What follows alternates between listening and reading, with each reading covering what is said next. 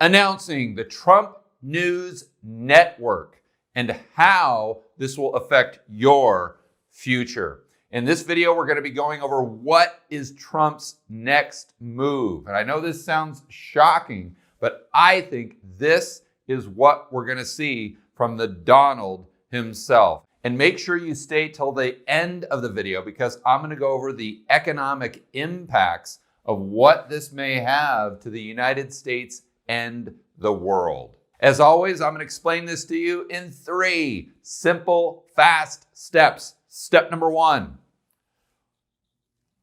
WTF.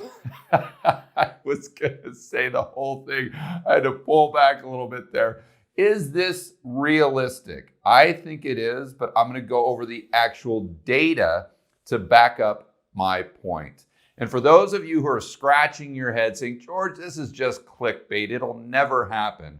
Let's go to a clip from a recent podcast episode from my good buddy Eric Townsend, where he interviews Dr. Pippa Malmgren. She is a political insider. She served under the George W. Bush administration, and she has her doctorate from the London School of Economics. She originally presented this idea on the Macro Voices podcast about the Trump News Network. I think it makes a lot of sense, and I think at the end of the video, you'll think it makes a lot of sense too. Editor, let's cut to the clip. How do you see the way things have been playing out? Because quite frankly, as I've watched this re-election process, if I try to interpret the news based on the assumption that the president is trying to stay in the White House and continue his presidency, it's hard to reconcile some of his actions and statements. It just doesn't seem like it makes a lot of sense for him to be doing the things that he's doing.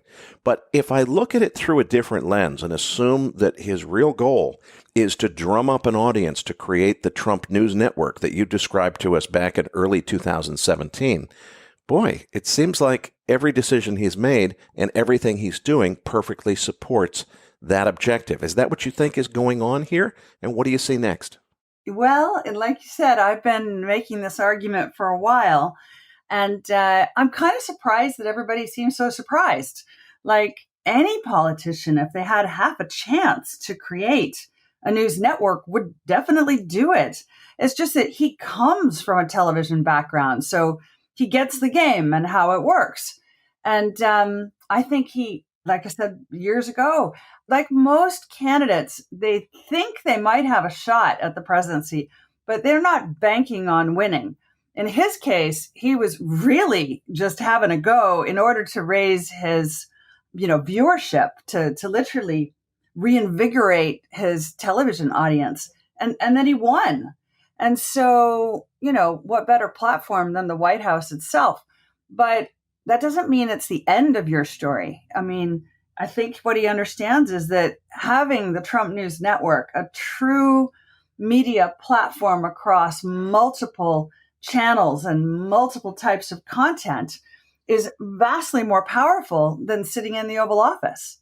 So why wouldn't you do it? I want to start by going over a chart of ratings from Fox, MSNBC, and CNN. This is a chart going back to the beginning of 2019 all the way to the end of 2020. On the left, we go from 500,000 average views up to 3 million. So Fox had the highest ratings, and it was around 1 million in January of 2019. So this is the average amount of people that were watching throughout the day. Notice what happens in January of 2020. The numbers really go up, not only for Fox, but for MSNBC, which is the blue line, and CNN as well. A lot of people think that CNN hates Donald Trump. I can assure you, the people at the top, the executives, love Donald Trump because nothing has been better for their ratings. In fact, when you combine Trump with the cerveza sickness and an election year, it brought their views, their average views, from 600,000 all the way up to almost 1.2 million. That would be a massive increase to their ad revenue and the bottom line. And when you dive into the numbers in greater detail, you see that the more outlandish Donald Trump becomes, or how CNN spins it, the greater their ratings increase. My whole point is Donald Trump is a ratings machine, whether CNN or MSNBC want to admit it or not. And I think if he starts his own media conglomerate, he's going to take a lot of those viewers with him. You are fake news, sir. But let's go over some more numbers that I don't think anybody has really thought through that will put things into perspective. So prior to this big year with the cerveza sickness and Trump craziness, the election, the average view count for CNN, 600,000 per hour. So if you times that by 24, within a day, they would usually get about 14.4 million viewers. But let's look at a very famous YouTuber. You guys might not know him. His name is Mr. Beast. I literally bought every single item in 5 stores. Starting with this one. He's a kid maybe 28, 30 years old. If you go to his YouTube channel and pull up a plugin I have for Google called vidIQ, you can see his daily view count and compare it to CNN. How many daily views does Mr. Beast get? 16.2 million views. 2 million more, basically, than CNN was getting in 2019. And I'd like to remind everyone that Trump had around 88 million people following him on Twitter. How many subscribers does Mr. Beast have? 50 million. 38 million less than Trump has on a similar social media platform. So my point is if Mr. Beast can get 16.2 million, and that's better than CNN was getting, I think Donald Trump could easily surpass that number with his average views on the Trump News Network. Step number 2, will the Trump News Network actually happen? What are the odds, the probabilities that this becomes a reality? I want to take a little different path today. Usually we're talking about the stats, the numbers, the data, but I think this is more about psychology. We know one thing, that Trump isn't going to just sail off into the sunset. So we have to ask what is next. Because I can assure you one thing, there is going to be something that he does. He's not going to retire, although probably a lot of you watching right now wish he would. And it goes back to this weird personality trait that I've seen with a lot of guys, and usually it's guys. Every once in a while you see a gal in there. But as an example, let's look at Warren Buffett. He's in his 90s. Has he retired? Absolutely not. It's like, buddy, why don't you just hang it up and take a break? But he's still continuing to invest, trying to create value for Berkshire Hathaway. It's really his identity. And I can almost assure you that he is going to do this until he moves on to a better place. Another example is Carl Icahn. I believe he's in his 80s, and he's still out there trying to make more and more money. You have to ask yourself the question, why? Because it's just hardwired into his DNA. For some people out there, it's just they have to always have more, whether it's more success, more power, more fame, and it just never ends until the day, again, they move on to a better place. And another guy who's a lot younger, Elon Musk. Can you imagine him sitting still at any age? If he's not out there creating Tesla or PayPal, he's out there creating spaceships that will potentially go to Mars. It doesn't matter if he's 100 years old, he's still going to be out there trying to solve problems, trying to build companies, and being the entrepreneur he is. Whether you like him or hate him, bottom line, it's hardwired into his brain. Some more familiar examples might be my good buddy, Robert Kiyosaki. Robert is also in his 70s, and the guy is producing just as much content as I am. Why? Because he has this ambition that will never, ever go away. And you can even look at my personal story as an example. I got a little bit of a timeline here. First business I set up 1998.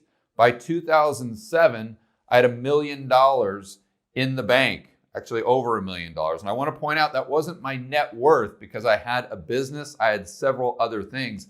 That's just how much money I had in the bank. Back in the old days, that's how you determined whether or not you were a millionaire. The guys today kind of cheat a little bit. But in 2012, I hung it up. I retired. Did I stop? For better or worse, no. Went out there and started investing in real estate, studying macroeconomics. In 2019, as most of you know, started my own TV show in Medellin, Colombia, and I don't even speak Spanish.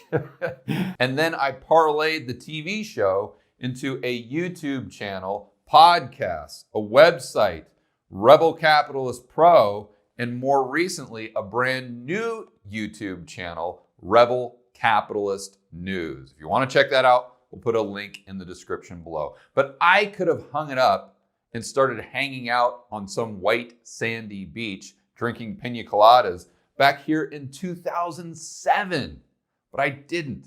For whatever reason, every single morning I wake up, I want more and more and more challenge, more learning, more excitement, more success, however you define success. And for most sane, healthy people that really can't understand the mentality, I think it's a lot like your kids.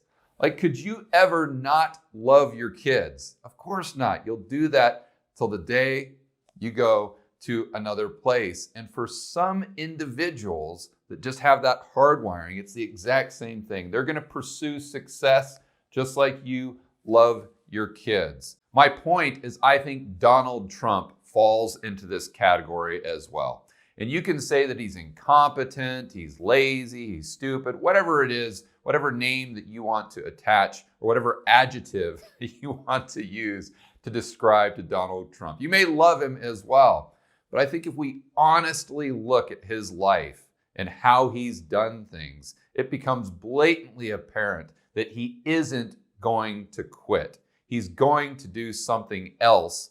The question is, what is he going to do? I think the probability is high that it's a new media conglomerate, Trump News Network. But to understand this mentality, this psychology even better, let's go to a clip from one of my favorites, Dr. Jordan Peterson. So why work 80 hours a week? Well, men will do it, some men, very few. A handful of hyper-competitive men who are obsessed with hitting the pinnacle of the given dominance hierarchy they're in will happily work 80 hours a week, and they'll forego everything else. Relationships, family, children, way in the second category. And so those men are often very difficult to live with too, because they're so obsessed with their career. It's hard to have a relationship with them. And maybe they don't have much of a relationship with their kids, but they're damn good at what they do. And part of that is they're smart and disciplined, and they'll work non-stop all the time. It's like an obsession, and that's the sort of people who run things. Those are the people who run things. Well, they're often also disagreeable too, because you want to manage people? Really? They're not going to like you. You know, and it's not an easy thing to not be liked, and actually if you're an agreeable person, it's quite painful to be disliked. But if you're in a managerial and executive position, the probability that people are going to like you is quite low. Those positions are very stressful, partly because of the interpersonal dynamics, and they're also incredibly, incredibly competitive. So why are there any men at all who want those positions of power? Because it's not just positions of power. You have to be such a knothead to think that. Oh, it's a position of power. It's like, sure, but it's a position of overwhelming responsibility. And if you make mistakes, you're done, right? It's not like you occupy that position of power and everyone does what they're told all the time and your life is easy. It's like, forget about that. People are on your case to do exactly the right thing all the time, 100% of the time. And maybe you want that, and maybe you don't. So what I don't know what people think is these people are all sitting in their offices with their feet up on the desk, smoking cigars and oppressing the world. It's like, that isn't how it works. Those people, they work flat out all the time. So, and it's fine if that's what you want, and some people are like that. They're hyper-industrious people, right, from a trait perspective, no matter where you put them. If you put them in a forest with an axe, they just wander around chopping down trees nonstop, right? Because it's built into them. I looked online for hours trying to find a graph or a chart to give us a visual so we could really wrap our minds around this psychology, this mentality that some people have. Unfortunately, I couldn't find it. So I just had to create my own, we'll call them charts, based on what I've felt in my own life and what I've observed in other entrepreneurs that I think kind of have that same hardwiring. It works a little bit like this. You start off with one goal that at the time seems astronomical. It seems huge. It seems so far out in the distance. But then you achieve that goal, and for a time you're satisfied, but then you get bored. And then you say, okay, what's next? I need to do something bigger. I need to achieve more. So then you set a second goal that's even larger, and sure enough, you attain that goal. And for a while, maybe a couple months even, you're satisfied, you feel good about yourself, but then you ask, what is next? It's got to be bigger. And then you set that third goal way up here, and every single morning, that's what gets you out of bed. That's your drive, your motivation. That's what incentivizes you to work harder and harder and harder, even though back in the day, you would have been happy to get just to this first goal. And see, if you go and plateau for a long period of time, or heaven forbid, if you go down, like if you got to goal 2 and then went back down to goal 1. Let's use my story, my timeline as an example. I achieved a lot of business success here in 2007. But today, if I went back to doing what I was doing, even though I was making quite a bit of money, I would be absolutely miserable. Why? Been there, done that. It's not challenging anymore. So for people that have this hardwiring, in my opinion, if their productivity is going down or what they believe is their productivity, others may see them going out there and just doing great things. But if they feel like they're going sideways or declining at all, regardless of reality, their stress level goes up and up and up. So they have to constantly be striving for something greater. And that success could be defined as anything. Maybe helping the world, maybe destroying the world, more money, more fame, more ego. It's something different for every individual. So that brings us to the question, well, what is it for Trump? If I had to guess, I would say it looks something like this. That first goal probably had a lot to do with ego because he was trying to get out of his father's shadow. The second goal, money, fame, become a billionaire. Let's talk about it. Let's do a TV show. Now he's been the president of the United States. The third goal has got to be more and more power. And there's only one thing that gives you more power than being president of the United States, and that is controlling the narrative of the mainstream media. And that's why I think the probabilities are extremely high that the next step for Trump is the Trump News Network. But let's not forget about his personality in other ways. Whether you like him or hate him, you have to admit he's got a huge ego. That is for sure.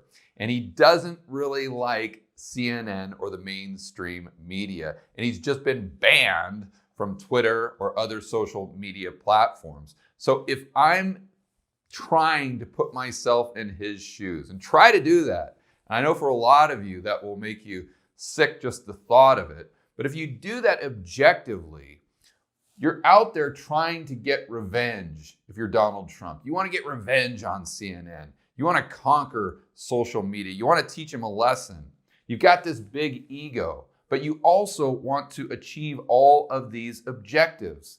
And if we think about what the Trump News Network would do, it would check all of those boxes for Donald Trump. It would give him the power, the fame, the money. It would feed his giant ego, and it would give him revenge. Step number 3, what are the economic impacts if the Trump News Network becomes a reality? Okay, so enough of the psychology. Let's bring it right back to what this channel is all about. Talking about macroeconomics, personal liberty, and your financial future. So assuming this media conglomerate pans out, I think their main driving narrative will be make America great again. The same thing that Trump ran on. So what does this mean? Well, this is very anti-China. We want to make things in the United States and potentially trade wars. And a lot of people at home right now will say, that's great. We definitely need to increase manufacturing. We need to make more stuff in the United States. And I agree, but I want to point out it's not as easy as it sounds. This is obviously a map of the United States. And we have everybody's favorite, Moody the millennial and the average Joe. Unfortunately, in our economy, we don't produce much stuff. It's an economy of domestic services. Moody works for Uber with their Prius. They also work at Starbucks. The average Joe, maybe he has a job in accounting, or maybe he's a bartender. But they're not making any widgets. They're not making the stuff that they themselves buy at Walmart, Target, and Home Depot. So who's making all of those goods? That is the average Joe's Chinese cousin.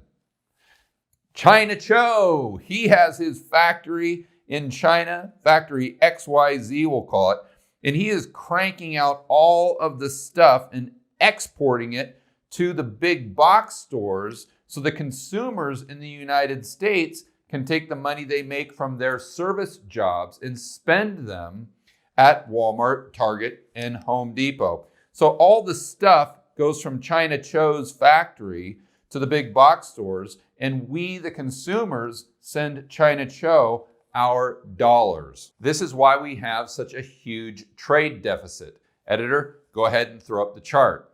So a lot of you are probably scratching your head and saying, okay, George, I get it, but why don't we just bring that manufacturing back to the United States? Why is Make America Great Again philosophy of made in the USA, why is that a bad thing? Well, it's not, but let's look at the reality of doing that. Right now, with the Biden administration, we know taxes are going to go up and up and up, including corporate taxes. Regulations are going to increase dramatically. Therefore, what are the chances that someone with $1 billion says, you know what, I want to build a factory in California or in the United States? And even if they do build a factory, it's going to take 10 years to get it built and running, functioning properly to where those supply chains are set up to where they can actually produce the stuff that we buy as consumers. So we're not going to see that coming down the pipeline for quite some time, if ever at all. So if we just cut off China and create more of these trade wars, then that's just going to increase prices dramatically here in the United States, because we'll have to import stuff from other places that have higher prices. And if we do create the stuff here in the United States, it will be at prices that the US consumer can't afford. But it's not just about trade deficits. It's also about huge budget deficits, government spending, and bigger government in general. And a lot of people like to think that Trump was all about kind of free market capitalism. But if you look at what he actually did, what his policies were, he was actually a big government guy. He just liked bigger government his way.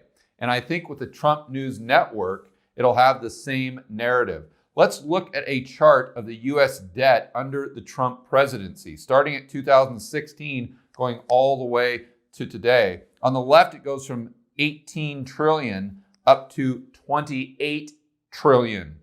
2016 is right around 18, goes up a little bit here, and it gradually is just getting higher and higher and higher until in 2020 it goes parabolic.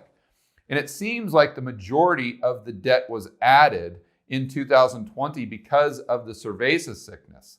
And about 50% of it was. But I want to point out that there was $5 trillion in debt added in just these 4 years. To give you some context, it took us 240 years to accumulate $18 trillion in debt, and Trump tacked on another $5 trillion in his first 4-year term prior to the cerveza sickness, meaning that he increased the debt over 25% before we got the cerveza sickness. And when you include that, he increased the debt by over 50% in just 4 years. So I think it's safe to say the narrative they'll be pushing is not only lower interest rates, but a lot of money printing through the Fed monetizing the government debt and the government spending with all of these trillions of dollars worth of deficits, UBI, stimmy checks, and infrastructure spending that we'll most likely see in the future with the Biden administration, in which the Trump News Network will not only most likely applaud, but they'll say that the spending needs to be even bigger. So if their policies become more and more popular because now they control part of the media narrative, I think you'll see a lot of downward pressure on the United States dollar. Maybe not compared to other fiat currencies, but definitely compared to goods and services right here in the United States you buy on a daily basis. In other words, price inflation. Also, far more divisiveness. And I'm not saying the network will push this. I think it will be a result. And because of the divisiveness, I think we'll see more social unrest. And I'm not going to say the word. Editor, go ahead and put it up on the screen because I don't want to get in trouble with YouTube. But I think this is the next term that people will start to use, like the term, editor, go ahead and throw that one up on the screen as well. So because of the divisiveness that we'll most likely see increasing in the future, regardless of whether we have this network or not, I think you're going to see this blanket statement become more and more popular for people who are advocates, proponents of Austrian economics, sound money, gold, free market capitalism, and individual liberty. But I don't want to go too far down that rabbit hole. That's definitely a topic for another video. I think the main takeaway from an economic standpoint is you're going to see the misery index increase dramatically if their policies are adopted in the mainstream and with the politicians that are currently in office and the Fed, our central planners, let's call them. Because let's remember that Donald Trump was the greatest MMT president we have ever seen in our lives. Money printing, low interest rates, huge deficits. They're all about money printer go Burr. So I think he would love to see the Treasury and the Fed merge their balance sheets to one so they can start turning those bank reserves into legal tender, which according to the experts like Dr. Lacey Hunt is the difference between what we see right now and hyperinflation. So editor, throw up the misery index. This is just a combination of inflation and the unemployment rate. So again, if these narratives come to fruition and if these policies become more popular and adopted by the central planners, I think you see inflation, consumer price inflation going up, as well as structural unemployment over the long run. I'm not talking about tomorrow. I'm talking about over the next year, the next 3 years, 5 years, and beyond. But there is a silver lining I want to point out. I do think that we'll see a lower dollar, more misallocation of resources, distortions in the economy, malinvestment. But I do think the Trump News Network will stand against the Great Reset agenda. And although I see a lot of downside here with their policies, if they're standing up to Klaus and Bigglesworth, that's something we should all approve of. For more content that'll help you build wealth and thrive in a world of out-of-control central banks and big governments, check out this playlist right here, and I will see you on the next video.